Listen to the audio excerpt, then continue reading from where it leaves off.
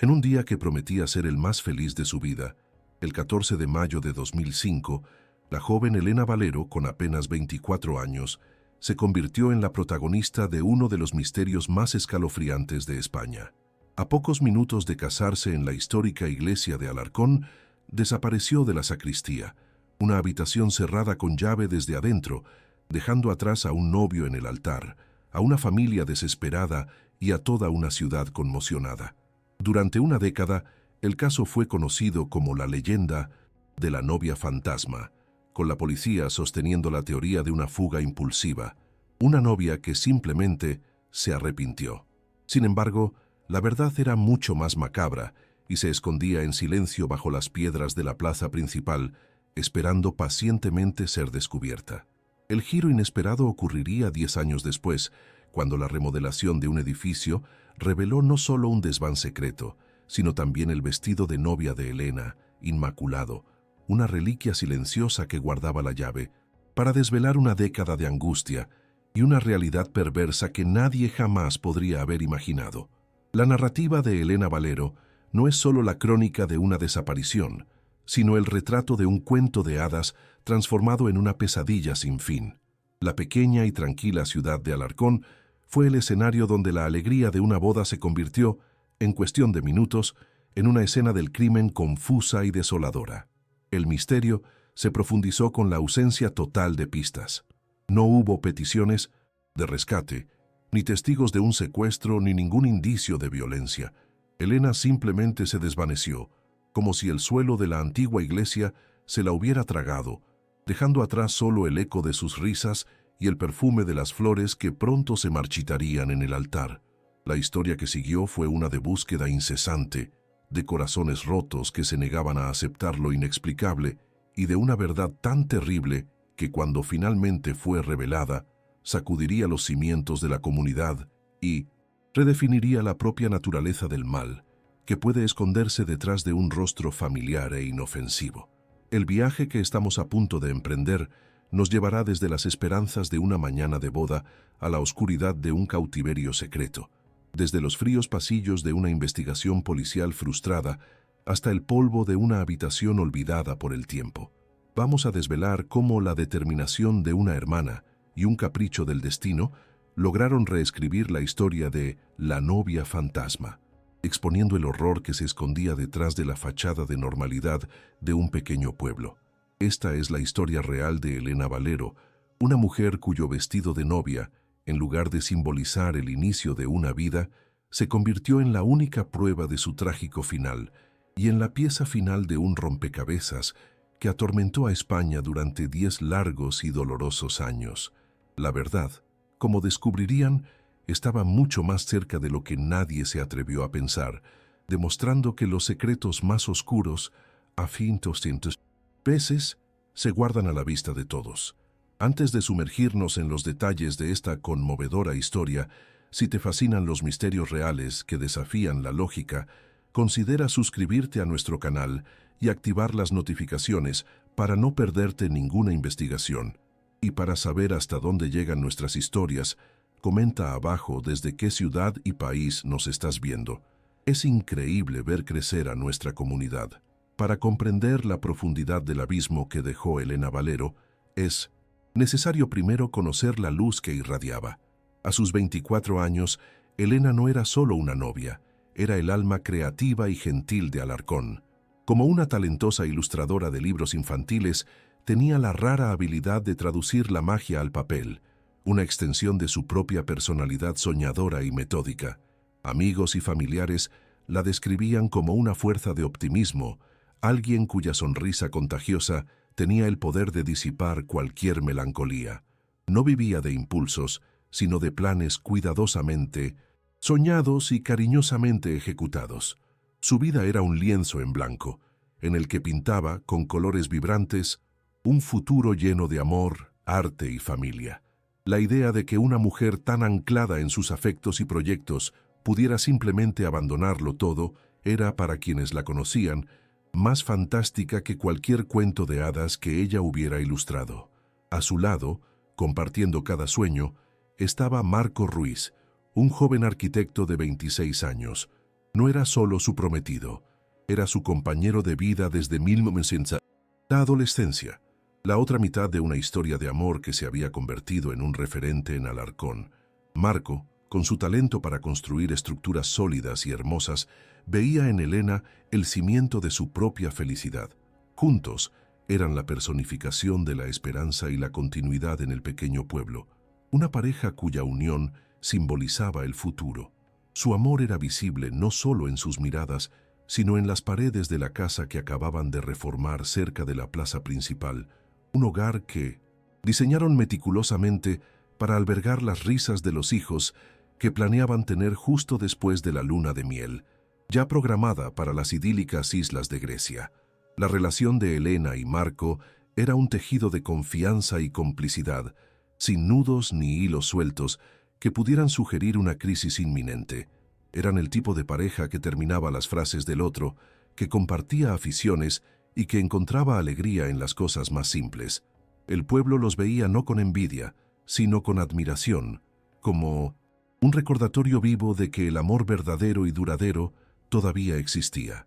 Habían crecido juntos, evolucionando de amigos de la infancia a una pareja profundamente enamorada, cuyo matrimonio era visto por todos como el siguiente paso natural e inevitable en su hermoso viaje.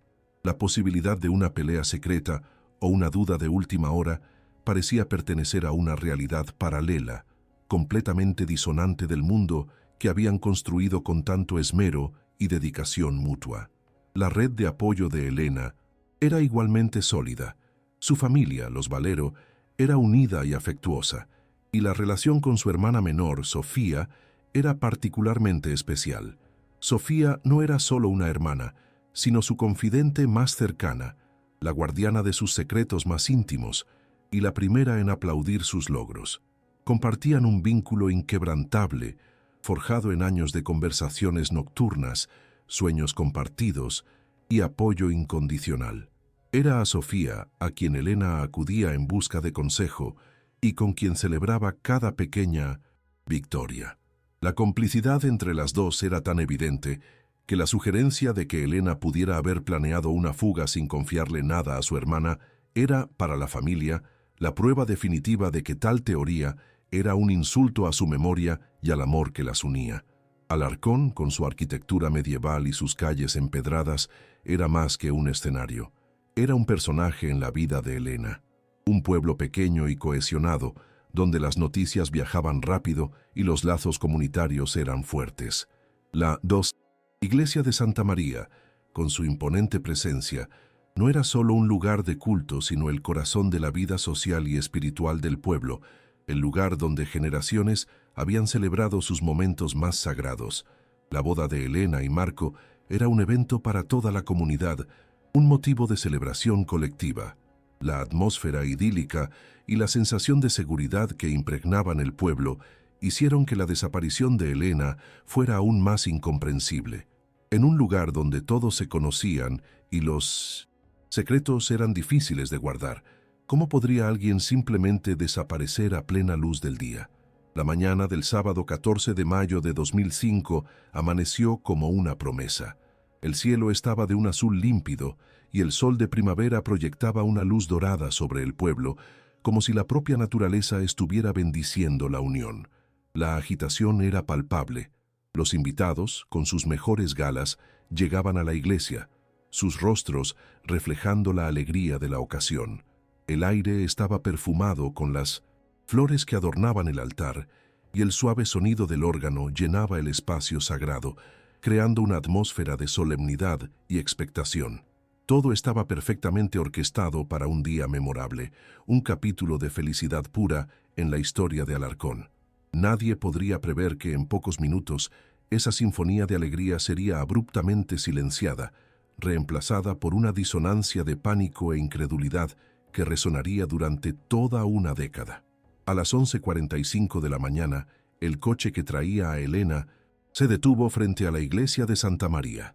Al bajar acompañada por su orgulloso padre, parecía una visión, su rostro radiante enmarcado por el velo. Los testigos que la vieron en ese momento recordarían para siempre la imagen de su felicidad genuina. No mostraba nerviosismo, solo la serena emoción de quien está a punto de cumplir el mayor sueño de su vida.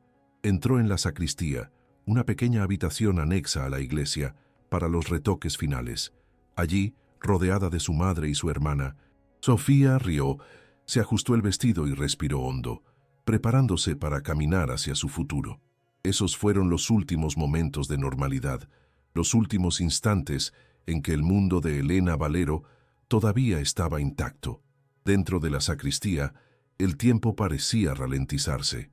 Eran momentos preciosos, cargados de emoción y de un profundo amor familiar. La madre de Elena le arregló un mechón de pelo, el padre la miraba con una mezcla de orgullo y melancolía, y Sofía le sostenía la mano, transmitiéndole calma y seguridad. Cada gesto, cada palabra intercambiada sería posteriormente diseccionado por la policía y por la torturada memoria de la familia en una búsqueda desesperada de cualquier señal, por pequeña que fuera, de que algo andaba mal. Pero no había nada, solo la alegría pura y la anticipación de una novia a momentos de encontrarse con el hombre que amaba. La felicidad que llenaba esa pequeña habitación era tan real y palpable que hacía que lo que sucedió después fuera aún más surrealista y devastador. El reloj marcaba las 11:58 de la mañana cuando el padre de Elena, el señor Valero, tomó una decisión que lo atormentaría para siempre. La dejó sola en la sacristía por un breve instante, con la simple intención de cruzar el pasillo y avisarle al sacerdote que la novia estaba lista para entrar. «No tardo ni 2 minutos», dijo, dándole un beso en la frente. Esa pequeña ventana de tiempo, menos de 120 segundos, sería el portal a través del cual la pesadilla invadiría sus vidas.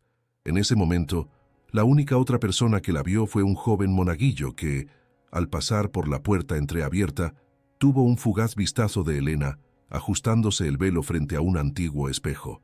Fue la última imagen de ella, registrada por ojos humanos, una aparición etérea a punto de desvanecerse. Cuando el señor Valero regresó, el silencio en la sacristía era denso y antinatural. La habitación estaba vacía.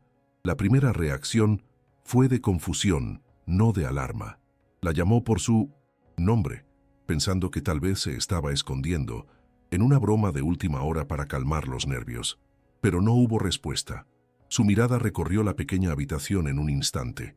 La pequeña y alta ventana de vidrieras estaba firmemente cerrada desde adentro, cubierta de polvo antiguo. La única otra salida era la puerta por la que acababa de entrar, una puerta que daba directamente a la zona del altar, donde Marco, el sacerdote y 300 invitados la esperaban ansiosamente. Elena no podría haber pasado por allí sin ser vista por una multitud. El pánico comenzó a instalarse, una ola fría que recorría la columna vertebral del señor Valero. Volvió a revisar la ventana, forzando la cerradura, pero no cedió. La llamó más fuerte, su voz resonando en el opresivo silencio. No había señales de lucha, ningún objeto fuera de lugar, ninguna nota dejada atrás. Era una ausencia perfecta, total e inexplicable. Fue como si Elena se hubiera convertido en humo y se hubiera escapado por las grietas de las piedras centenarias de la iglesia. La lógica se deshacía ante lo imposible. En menos de 2 minutos, en un espacio cerrado y vigilado, una mujer adulta, vestida con un traje voluminoso e inconfundible, simplemente había dejado de existir.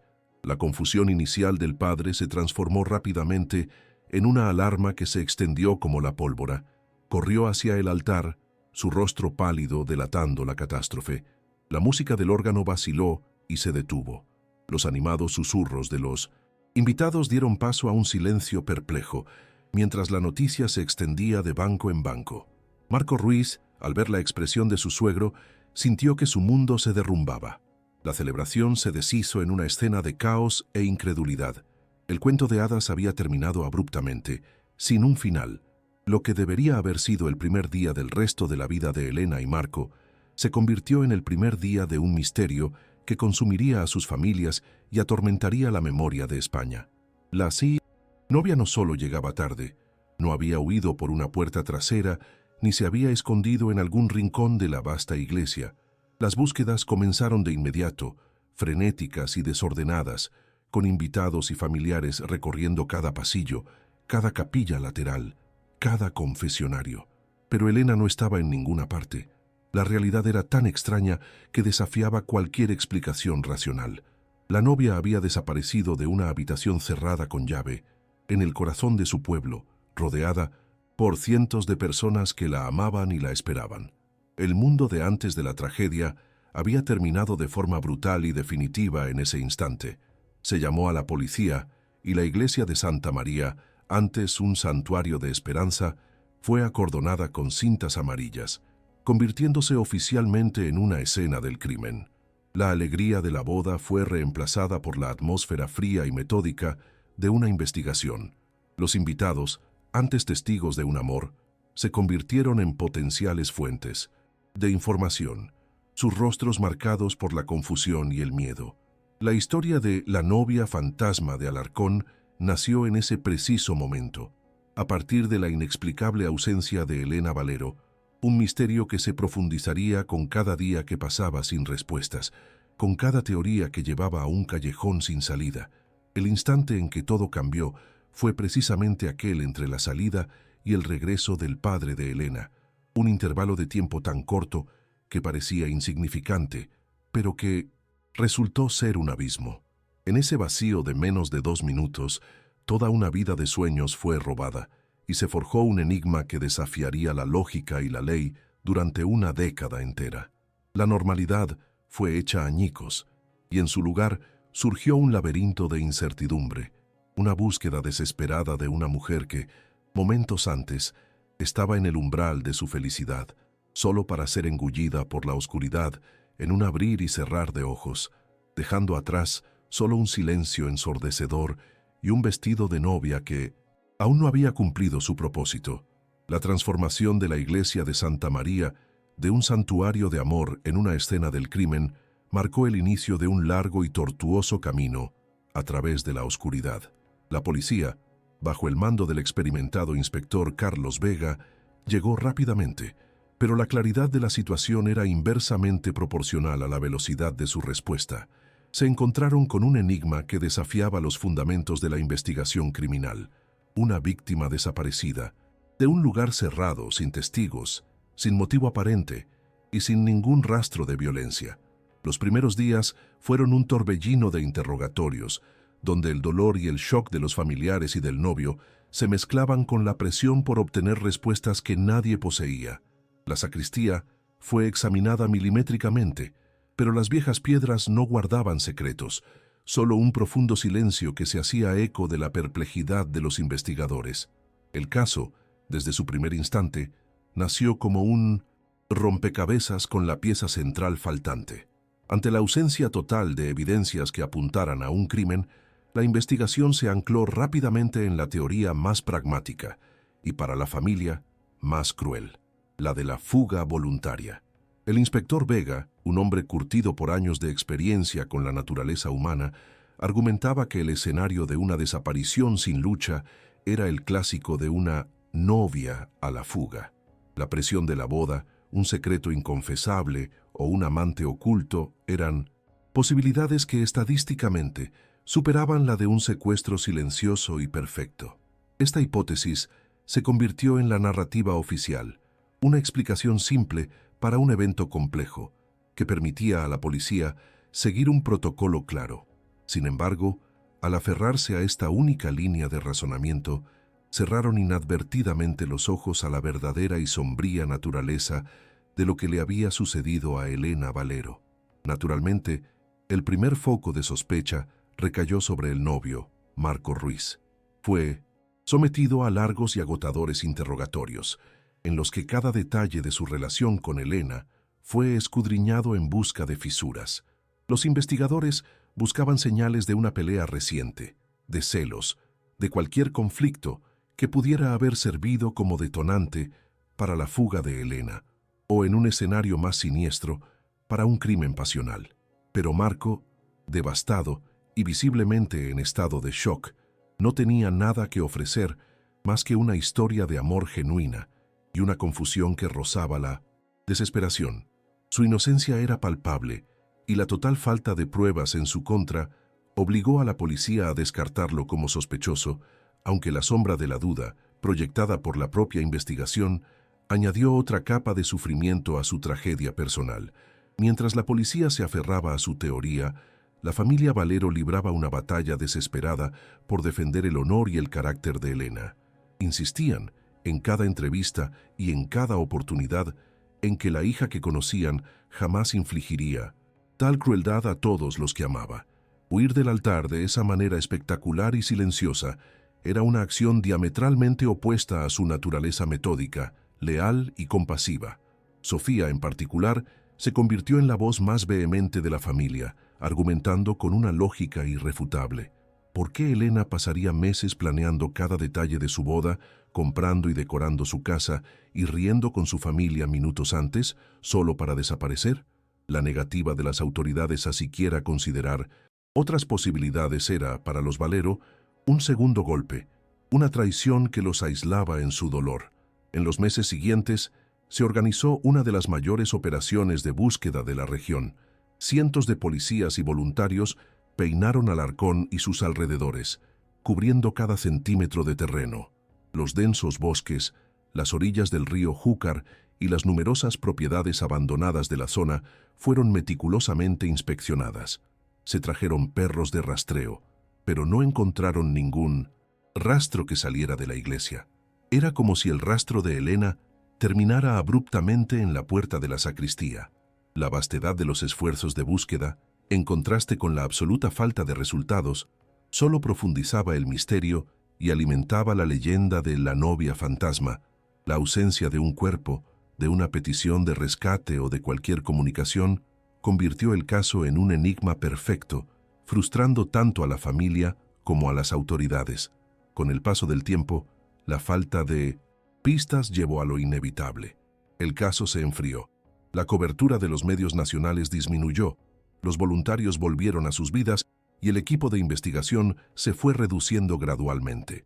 La desaparición de Elena Valero se convirtió en una caja más en el archivo de casos sin resolver del inspector Vega.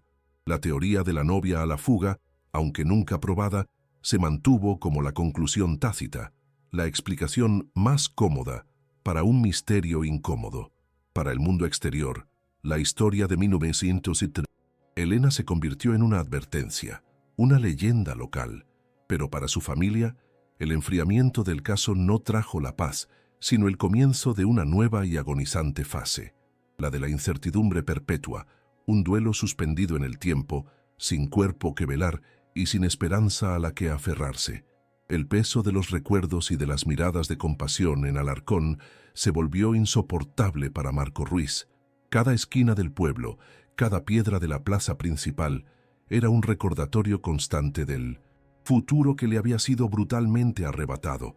Incapaz de seguir adelante en un lugar tan saturado por la ausencia de Elena, tomó la dolorosa decisión de mudarse, dejando atrás la casa que habían construido juntos y los escombros de sus sueños.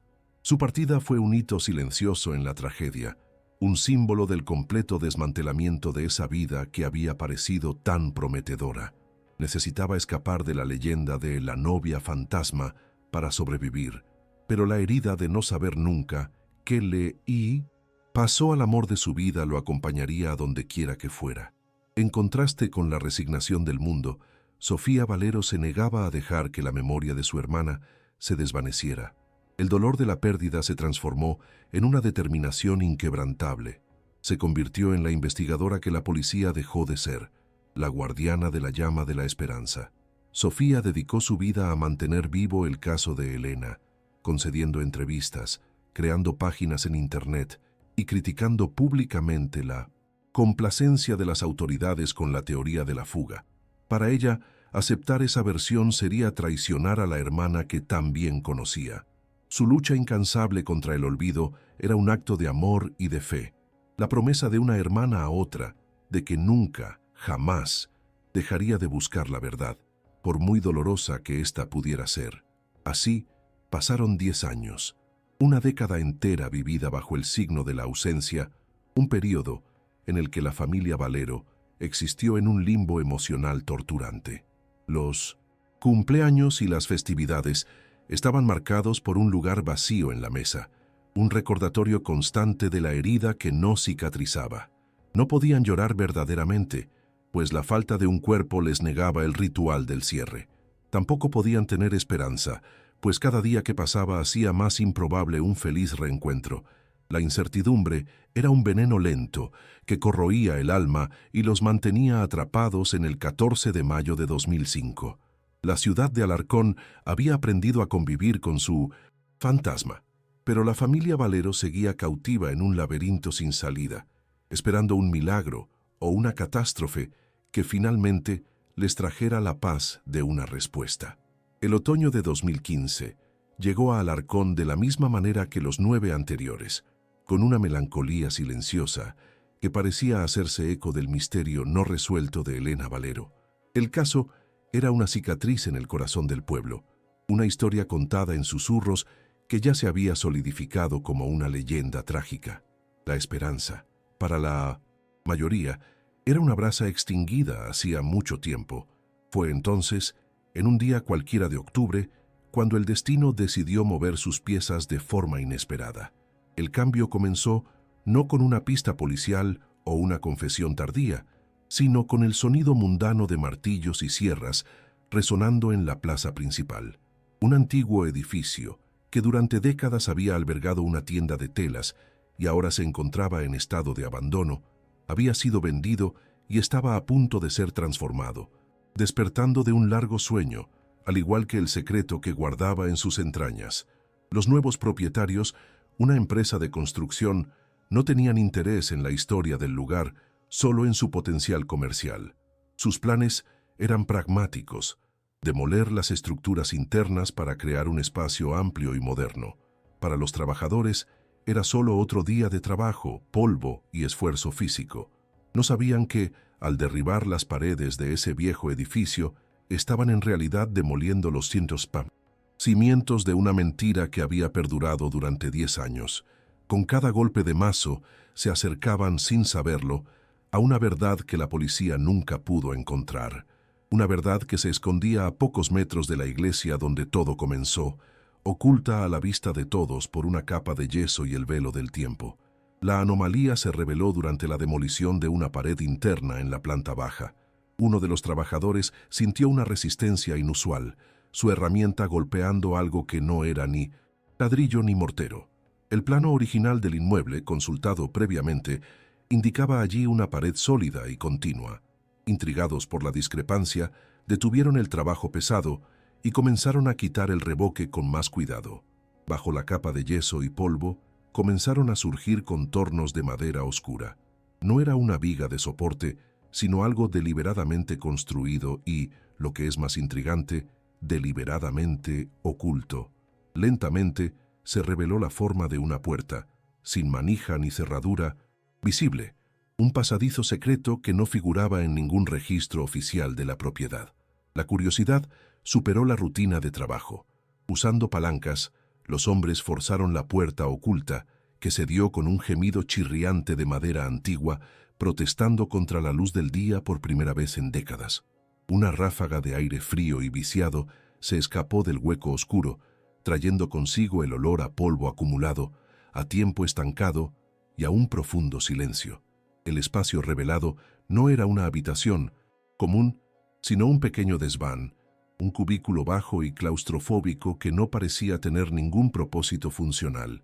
La oscuridad era total, y el haz de luz de la linterna de un móvil cortó las tinieblas, danzando sobre telarañas espesas como el algodón y un suelo cubierto por una gruesa capa de polvo intacto.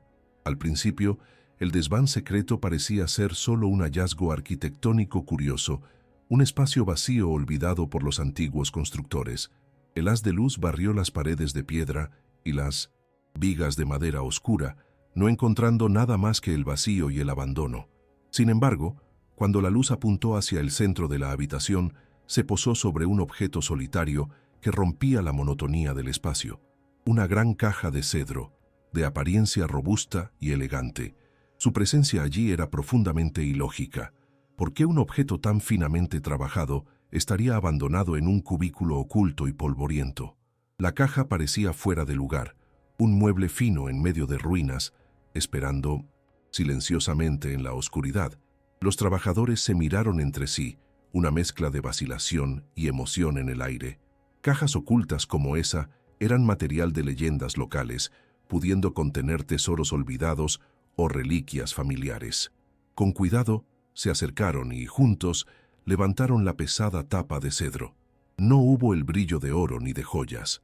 En su lugar, lo que se reveló fue una masa de tela de un blanco sorprendentemente puro, perfectamente doblada y protegida de la acción del tiempo por la madera aromática de la caja. El olor a naftalina y cedro, fragancias de conservación, ascendió suavemente, indicando que el contenido había sido guardado con un cuidado metódico y deliberado, casi reverencial. Uno de los hombres, con las manos sucias de polvo de construcción, extendió la mano y con una delicadeza que contrastaba con su ruda apariencia, levantó una parte de la tela. A medida que la desdoblaba, la forma del objeto se volvió inconfundible. El delicado encaje, las mangas, abullonadas, el corpiño ajustado y la falda voluminosa, no había duda. Allí, en esa caja de madera, dentro de una habitación secreta, había un vestido de novia. Un vestido de novia inmaculado que parecía no haber sido usado nunca. El silencio que siguió fue pesado, cargado de una comprensión súbita y terrible. En Alarcón, la historia de una novia desaparecida y su vestido nunca encontrado era parte del oscuro folclore del pueblo. No habían encontrado un tesoro, habían encontrado un fantasma. La llamada a la policía se hizo en un tono de urgencia e incredulidad.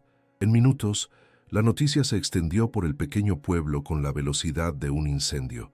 El descubrimiento de un vestido de novia en un desván secreto, a pocos pasos de la iglesia de Santa María, reabrió la herida de 10 años de una sola vez.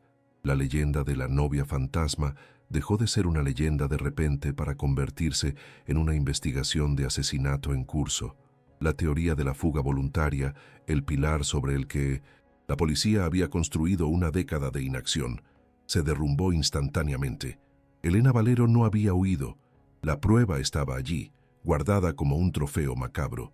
Algo terrible le había sucedido después de que se puso ese traje. Para la fuerza policial de Alarcón, la noticia fue un shock y una humillación. El caso que habían archivado como irresoluble, atribuyéndolo a la supuesta inestabilidad de una joven mujer, ahora explotaba en sus manos con la fuerza de una acusación. La escena fue inmediatamente aislada y se llamó al equipo forense. El vestido cuidadosamente retirado de la caja se convirtió en la pieza central de una investigación renovada. Cada fibra, cada costura, podría contener la respuesta a una década de preguntas. El descubrimiento no solo proporcionó la primera pista tangible en 10 años, sino que también demostró, de manera definitiva e irrefutable, que la familia Valero había tenido razón todo el tiempo. Su lucha solitaria contra la narrativa oficial había sido finalmente validada de la manera más dramática posible. Mientras la investigación se reanudaba con un vigor renovado, era necesario hacer una llamada telefónica, una llamada cargada con el peso de una década de dolor y de una nueva y terrible esperanza. Fue Sofía Valero, ahora una mujer de 32 años, cuya juventud había sido moldeada por la ausencia de su hermana, quien contestó. La voz al otro lado de la línea era cautelosa, pero las palabras que pronunció hicieron que el suelo desapareciera bajo sus pies. Hemos encontrado algo. Creemos que podría ser el vestido de Elena. Para Sofía, que había soñado y temido ese momento durante 3.650 días, la noticia fue una mezcla vertiginosa de vindicación y pavor. La verdad finalmente estaba saliendo a la luz, pero ella sabía que esa verdad podría ser más dolorosa que la propia incertidumbre.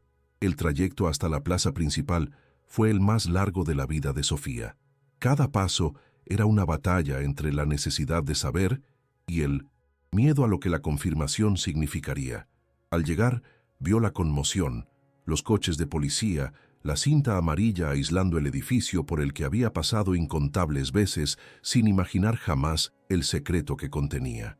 Acompañada por un oficial, fue guiada a través del polvo de la construcción hasta el pequeño y oscuro desván. Y entonces lo vio. El vestido estaba ahora extendido sobre una lona protectora, iluminado por luces forenses. Incluso cubierto por el fino polvo del ambiente, su brillo y su forma eran inconfundibles. No fue necesario un examen detallado. Sofía lo reconoció al instante. Recordó la tarde en que acompañó a Elena a la tienda de novias, la alegría en su rostro cuando se probó ese modelo específico. Reconoció el delicado bordado de flores en el corpiño, un detalle que habían elegido juntas.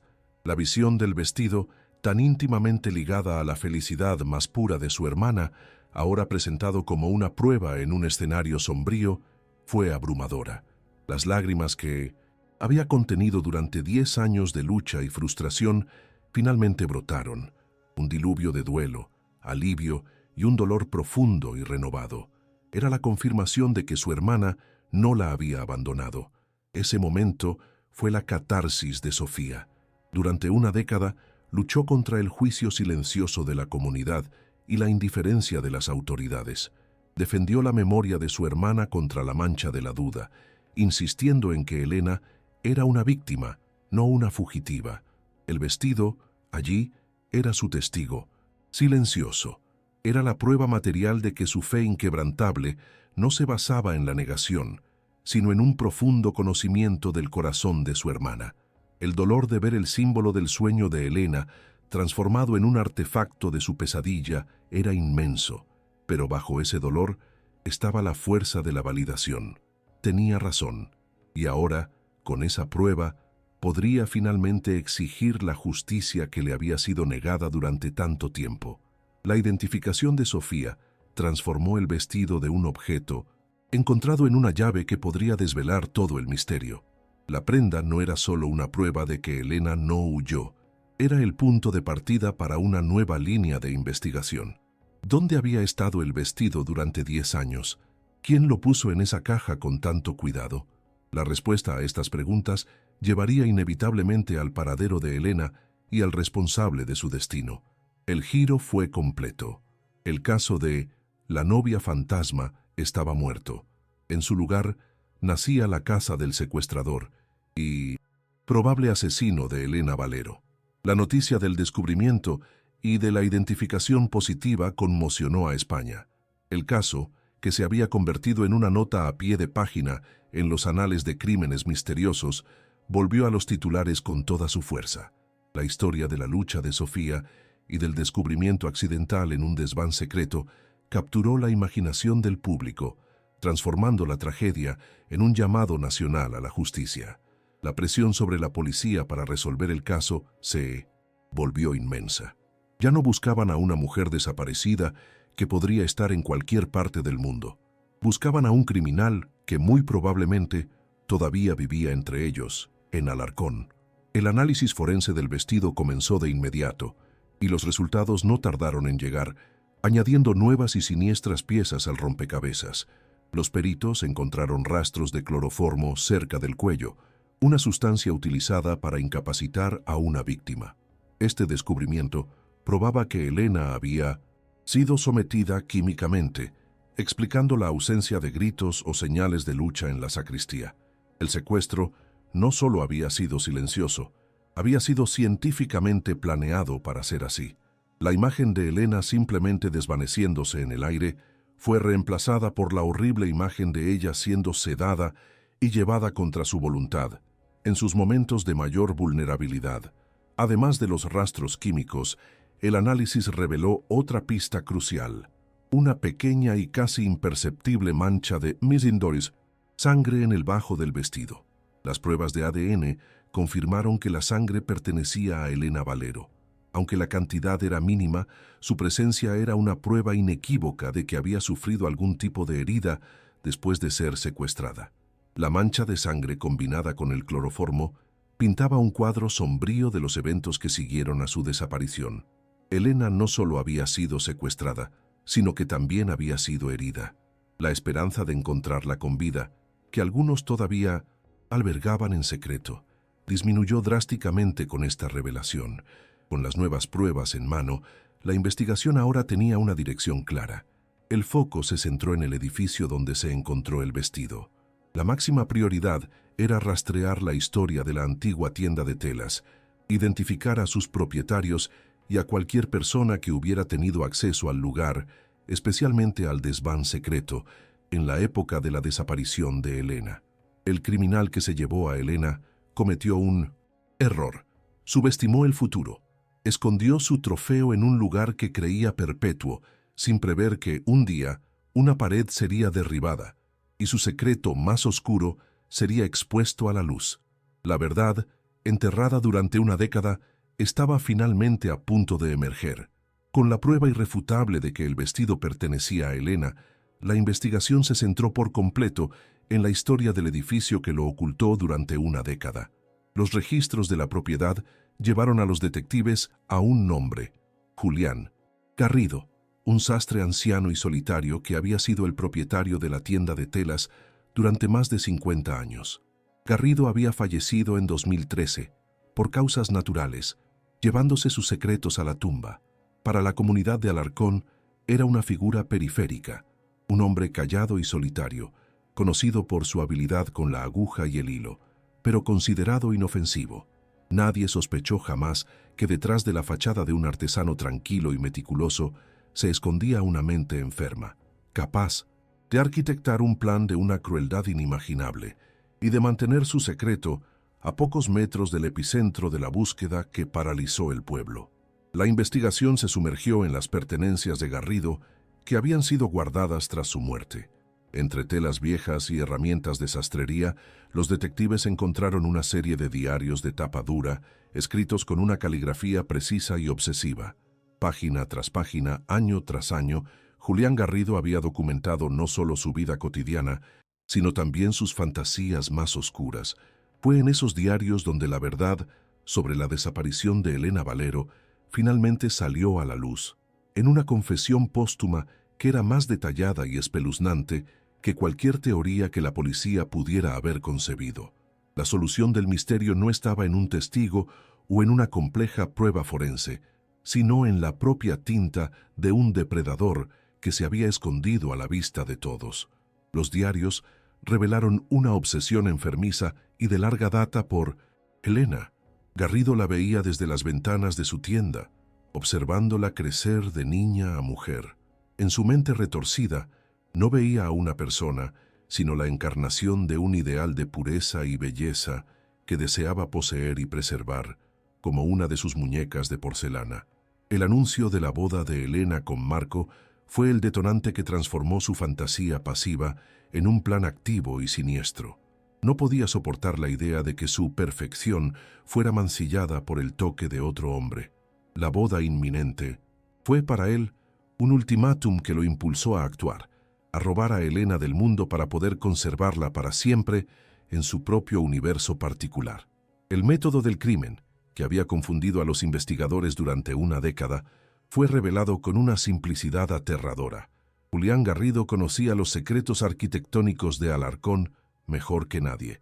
Sus diarios describían la existencia de un pasadizo secreto, un vestigio de tiempos medievales, que conectaba el sótano de su tienda con la antigua cripta ubicada directamente debajo de la sacristía de la iglesia de Santa María. Era un pasadizo olvidado por todos, excepto por él. El día de la boda, mientras el pueblo celebraba afuera, Garrido utilizó ese corredor oscuro, emergió en la sacristía en el preciso momento en que Elena estaba sola. La sometió con un paño empapado en cloroformo y la arrastró de vuelta a las sombras sin que se oyera un solo sonido. La desaparición imposible fue, en realidad, una hazaña de conocimiento, oculto y sincronización perversa. La revelación más impactante de los diarios aún estaba por llegar. Garrido no mató a Elena de inmediato. En cambio, la mantuvo cautiva en el desván secreto durante 2 largos y aterradores años. Ese cubículo polvoriento se convirtió en la prisión particular de Elena, un escenario donde Garrido representaba su fantasía enfermiza. La trataba como a una muñeca viviente, obligándola a usar el vestido de novia, admirándola en silencio durante horas y horas. Los diarios no detallaban una violencia física excesiva, pero describían un profundo horror psicológico, el de una joven vibrante, mantenida en total aislamiento, su identidad y voluntad lentamente erosionadas por la obsesión de su captor. La vida de Elena no terminó en 2 minutos como se pensaba, sino que fue robada lentamente a lo largo de 730 días de cautiverio. La libertad de Elena y su vida llegaron a su fin en 2007. Según el diario de Garrido, durante un momento de descuido de su captor, ella hizo un intento desesperado de fuga. En la lucha que siguió, Elena tropezó y cayó, golpeándose la cabeza con fuerza. Su muerte, según la confesión del sastre, fue accidental, el resultado trágico de su intento de liberarse. Aterrado por lo que había sucedido y por la pérdida de su premio, Garrido entró en pánico. No podía deshacerse del cuerpo en su tienda, así que, al amparo de la noche, lo transportó a una propiedad abandonada en las afueras de Alarcón y lo enterró en una tumba anónima, un lugar que describió en su diario con una precisión geográfica escalofriante. Sin embargo, no pudo deshacerse del vestido de novia. Para él, el vestido era la esencia de su fantasía, el único remanente de su novia perfecta. Lo limpió y lo guardó cuidadosamente en la caja de cedro, un trofeo de su crimen y de su amor enfermizo, escondiéndolo en el mismo desván donde Elena pasó sus últimos años. Allí, la reliquia permaneció durante 8 años más, un secreto guardado en una tumba de polvo, hasta que el sonido de un mazo finalmente lo sacó a la luz. Siguiendo las coordenadas exactas proporcionadas en los diarios de Julián Garrido, la policía excavó la propiedad abandonada y finalmente encontró los restos mortales de Elena Valero. Después de una década de búsqueda, la novia fantasma finalmente regresaría a casa. La confirmación forense de que los restos mortales eran de Elena cerró el misterio, pero abrió un nuevo capítulo de dolor para la familia Valero. La verdad era un monstruo de 2 cabezas. Por un lado, traía la agonía de saber el sufrimiento inimaginable que Elena soportó. Por otro, ofrecía el cierre que habían anhelado durante tanto tiempo. El limbo había terminado. Finalmente, sabían el destino de su amada hija y hermana. El dolor era inmenso, pero bajo él había la sombría paz de una respuesta definitiva. Podían, por fin, comenzar el proceso de duelo, de despedirse adecuadamente de la mujer cuya luz fue extinguida de forma tan cruel. No habría juicio ni castigo para el culpable, pues Julián Garrido ya estaba muerto. La justicia, en este caso, no se encontraría en un tribunal, sino en la revelación de la verdad y en la restauración de la dignidad de Elena. Se celebró un funeral en Alarcón y la misma iglesia de Santa María, escenario del inicio de la pesadilla, se llenó de nuevo. Esta vez, no para celebrar una boda, sino para lamentar una vida robada. Todo el pueblo asistió, unido en el duelo y la culpa por no haberse dado cuenta del mal que se escondía entre ellos. Marco Ruiz, el novio abandonado en el altar, regresó para presentar sus últimos respetos, cerrando el círculo de una tragedia que redefinió su vida. El desenlace del caso conmocionó a España y sirvió como un escalofriante recordatorio de que los monstruos más peligrosos a menudo no parecen monstruos. Pueden ser los vecinos silenciosos, los tenderos solitarios, las figuras que habitan la periferia de nuestras vidas, escondiendo abismos de oscuridad detrás de una fachada de normalidad. La historia de Julián Garrido y Elena Valero se convirtió en un caso de estudio sobre la psicología de la obsesión y la vulnerabilidad de la inocencia. La seguridad del pequeño pueblo de Alarcón quedó permanentemente sacudida, dejando atrás una sombría lección sobre la importancia de mirar más allá de las apariencias. Para Sofía Valero, el descubrimiento de la verdad no fue un punto final, sino un punto de partida. Había pasado su juventud luchando por su hermana. Ahora dedicaría su vida adulta a honrar su memoria. Con una fuerza forjada en el dolor y la perseverancia, Sofía creó la Fundación Elena Valero, una organización sin ánimo de lucro dedicada a ayudar y dar apoyo a familias de personas desaparecidas. Transformó la mayor tragedia de su vida en un legado de esperanza, asegurando que la lucha solitaria que su familia enfrentó no se repitiera para otros que se encontraran perdidos en el mismo laberinto de la incertidumbre. El legado de Elena Valero, por lo tanto, trascendió su trágica muerte. La leyenda de la novia fantasma, una historia de misterio y abandono, fue finalmente reemplazada por la historia real de una mujer fuerte, víctima de un crimen terrible, pero cuya memoria inspiraría un movimiento de apoyo y solidaridad.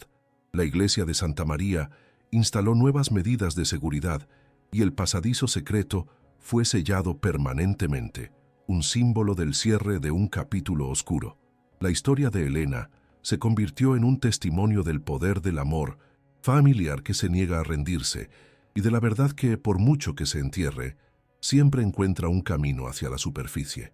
El viaje a través de la historia de Elena Valero nos deja con preguntas profundas. ¿Qué crees que lleva a una persona a desarrollar una obsesión tan destructiva como la de Julián Garrido? ¿Y crees que la familia podría haber encontrado la verdad sin el descubrimiento accidental del vestido? Comparte tus reflexiones en los comentarios de abajo.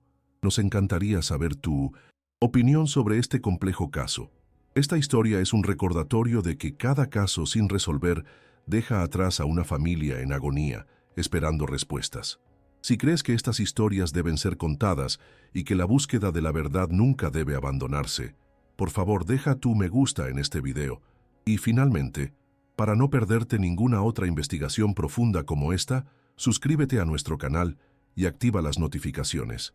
Comparte este video con alguien que también se fascine por los casos de investigación real. Tu participación ayuda a mantener vivas las memorias de las víctimas y la discusión sobre la justicia.